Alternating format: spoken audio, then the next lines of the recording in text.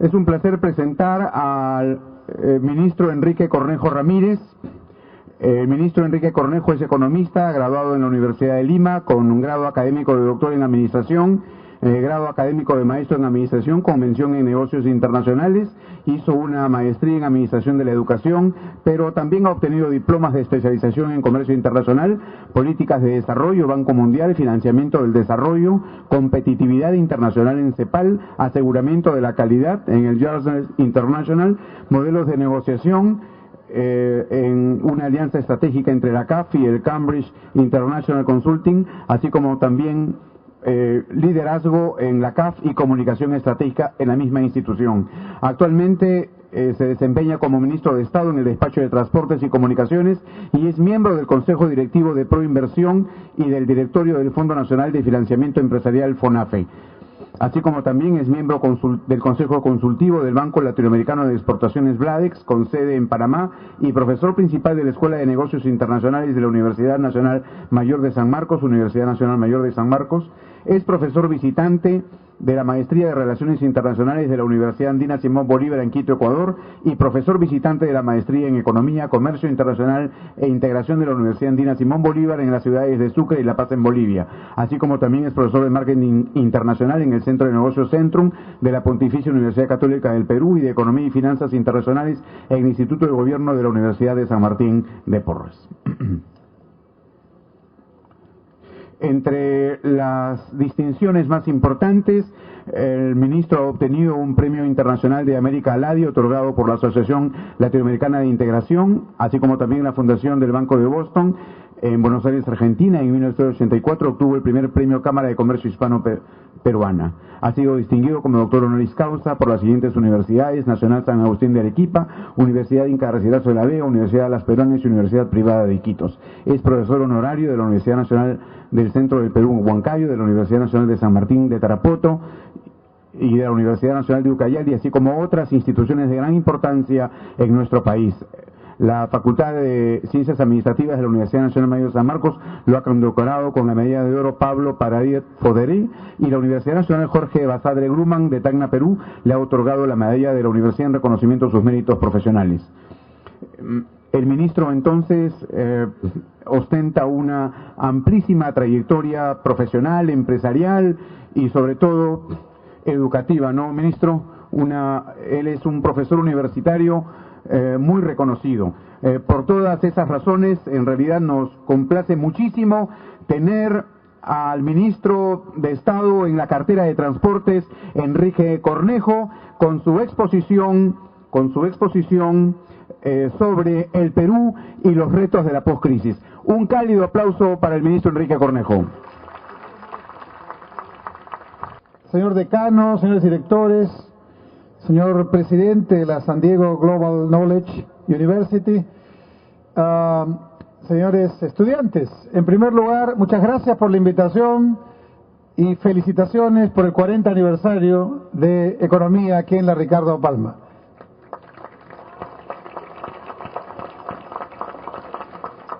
Cuando en un país una institución cumple un aniversario tan importante, 40 años, significa que ya estamos en la madurez institucional, y eso para el Perú es un elemento muy importante, porque la democracia, como la economía, necesitan estabilidad, y la estabilidad se logra con institucionalidad. Y el mejor ejemplo de democracia y de debate es la universidad. De manera que aquí no solamente estamos generando nuevo conocimiento, profesionales de primera línea, sino también investigación científica para aportar al desarrollo nacional, y estoy seguro que en economía, como en las otras disciplinas que en esta universidad se desarrollan, se está contribuyendo de una manera muy importante. Dicho esto, vamos a hablar particularmente del Perú y los retos de la poscrisis, con énfasis en el tema de la infraestructura, que es el que estamos manejando en este momento. Y lo voy a hacer dividiendo la charla en tres partes: una primera introducción muy corta de la crisis internacional y cómo estamos enfrentándola en el Perú; una segunda parte de cómo la infraestructura se puede constituir en un elemento clave, no solo en esta crisis, sino para lograr un crecimiento con inclusión social, y cómo esto se traduce finalmente en proyectos concretos de infraestructura de transportes y comunicaciones, que son los que quiero que ustedes compartir con ustedes esta noche. Bueno, esta crisis internacional se produjo en el mundo industrializado. Es una crisis que, a diferencia de otras que han ocurrido en estos tiempos, se generó no por un problema de deuda de los países en desarrollo, no por un problema de los precios del petróleo, que pudiera haber sido también otra crisis anterior. Se generó por un tema que empezó a visualizarse en la famosa crisis subprime, vinculado a los temas hipotecarios en los Estados Unidos, pero luego rápidamente se expandió y demostró que era una crisis global. Pero hay que destacar que las principales economías del mundo ya registraban caídas en su crecimiento desde hace algunos años, como ven en los gráficos que tienen allí a vista. Allí tienen la economía norteamericana, la economía japonesa y la economía europea. Y como verán, desde el año 2004, 2005, 2006, 2007, ya se veía una tendencia decreciente en el crecimiento en el PBI de estos países. Y miren lo que tienen ahí a mano en el siguiente gráfico. Este es un gráfico que hace 10 años no hubiera sido creíble, pero las cifras azules son las cifras 2008 y las cifras rojas, o las barras rojas, perdón, son las proyecciones para el 2009. ¿De qué países? No estoy hablando de América Latina, no estoy hablando de los países en desarrollo. Las barras que están en rojo y son las proyecciones para el 2009 son nada menos que de Francia, Alemania, Italia, Japón, Reino Unido, Estados Unidos, Europa Unida, España, Canadá. Es decir, el mundo industrializado está en una crisis, es una crisis profunda, estructural del sistema, pero al mismo tiempo es una gran oportunidad. Ese es el mensaje que quiero dejarles en esta charla. Las crisis, como todo en la vida, los problemas siempre presentan una cara de dificultad, pero al mismo tiempo significan una posibilidad o muchas posibilidades. Y ese es el tema que ustedes deberían explorar para poder encontrar cada quien cómo puede lograr aprovechar estas oportunidades. Las causas de esta crisis, algunas de ellas, niveles de interés altos, bajas tasas de interés y altos niveles de ahorro, fallas en el mercado, inadecuadas políticas regulatorias en el sistema financiero. Quizás uno de los mensajes más importantes de la crisis es que los sistemas regulatorios no estuvieron a la altura de las circunstancias, y ya habían indicadores que decían eso. Otro elemento, crítica para los economistas. No hubo, como tampoco lo hubo en la crisis asiática, como tampoco lo hubo en la crisis o en las crisis pequeñas que sucedieron después, previsión ni adelanto de los principales analistas. Hoy los principales analistas que hace 6 o 7 años estaban en todas las páginas económicas mundiales haciendo previsiones, hoy ya no existen. No solamente ya no hacen previsiones, ya no están, salieron, ¿no? Y esto es un tema que nos debe llevar a reflexión también, porque en el fondo lo que está significando es que no solamente estamos en una crisis estructural, sino también estamos en una crisis de los paradigmas que tratan de explicarla. Y eso no significa que tengamos que ir a posiciones maximalistas, significa que la ciencia tiene que hacer su papel y tiene que explicar estos fenómenos que aún no tienen respuesta, y tiene que explicarlo de manera científica, formulando sus preguntas, como lo hacemos cuando desarrollamos cualquier trabajo de investigación científica y cualquier paper que ustedes puedan desarrollar. Estamos entonces en un mundo globalizado, y en un mundo globalizado lo que pasa en un lado afecta al otro, como el efecto mariposa que los científicos nos explican. Un pequeño aletear de una mariposa en el Asia puede originar una gran convulsión en el Caribe, y eso se puede demostrar matemáticamente. Bueno, en una crisis como esta también tenemos efectos, aunque durmiendo de una noche a la siguiente no hayamos tenido ninguna participación directa según nosotros. Pero nuestros fondos de pensiones tuvieron impactos sustantivos este año, sustantivos, y recién los estamos recuperando en esta semana pasada. El fondo 3, que es en el que probablemente ustedes por su juventud pudieran estar asociados y ya están trabajando, que es el fondo de mayor agresividad, donde hay una mayor parte del fondo que se negocia en títulos variables. Ese fondo recién está recuperando buena parte de lo que perdió en los últimos 12 meses. Y esa es la circunstancia.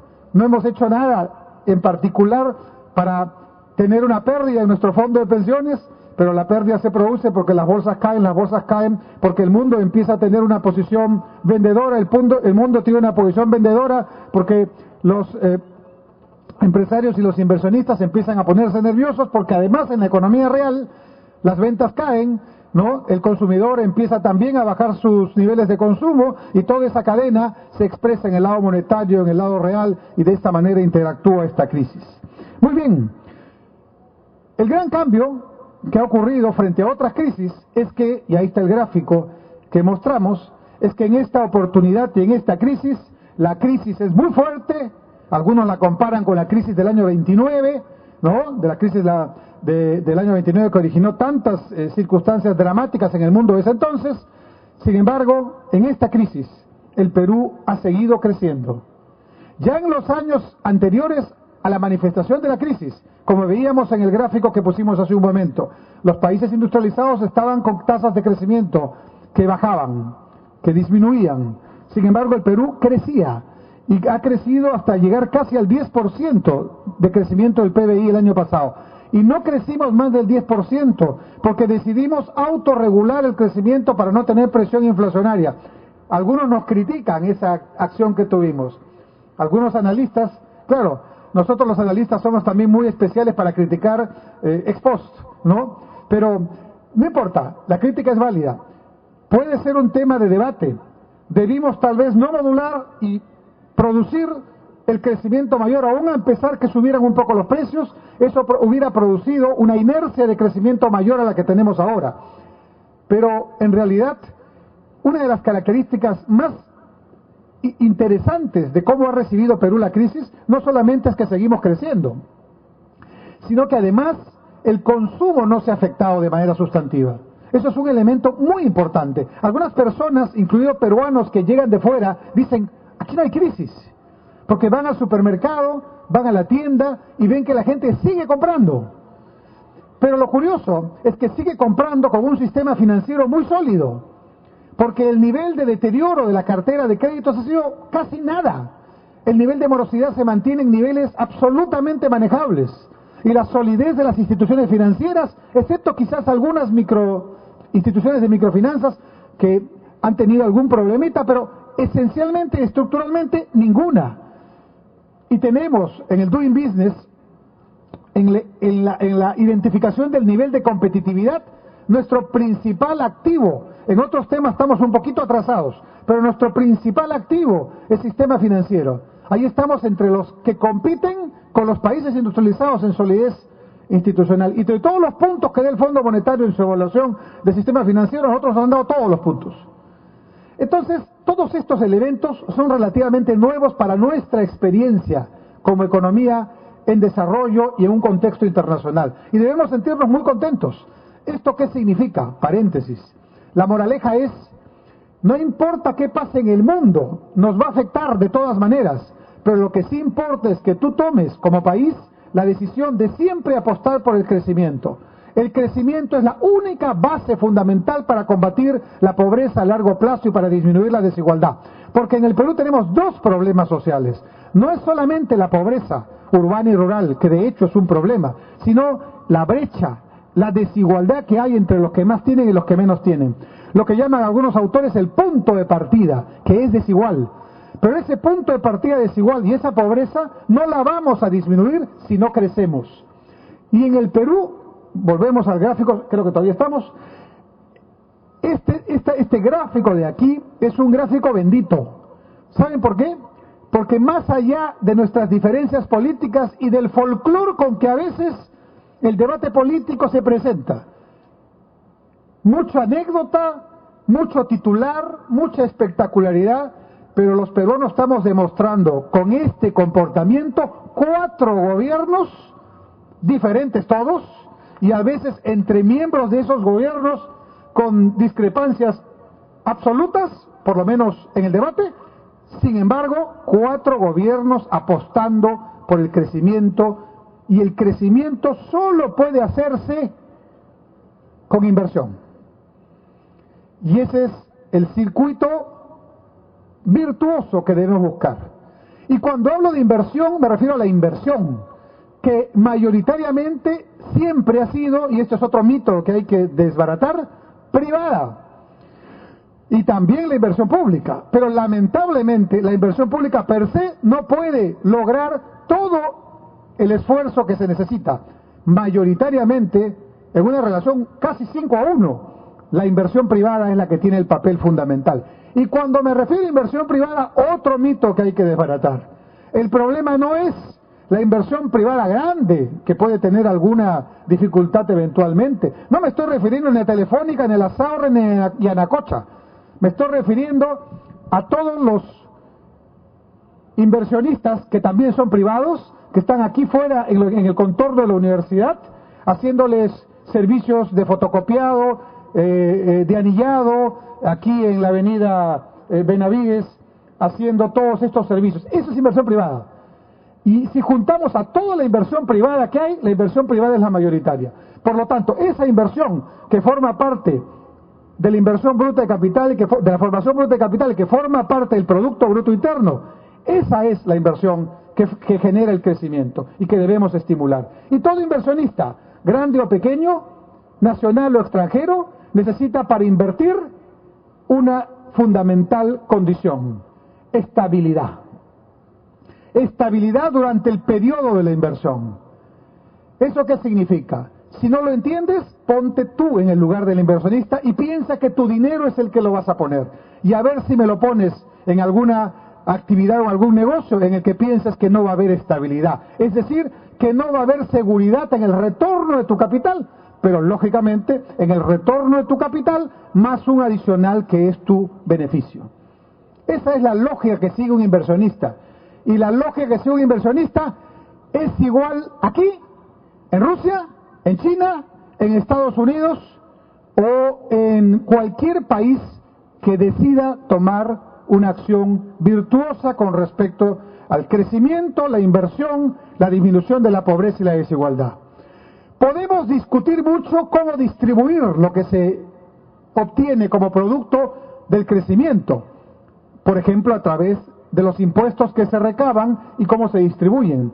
Podemos discutir cómo los distribuimos, cómo los descentralizamos, pero lo que espero ya esté ganado como una política de Estado por los próximos 50 años es que no habrá forma, ninguna otra, probada en el mundo de afrontar estos problemas que son fundamentales sin una política de crecimiento con inversión. Y por supuesto con inclusión social, porque de eso se trata. Somos personas las que estamos finalmente en el objetivo de toda política.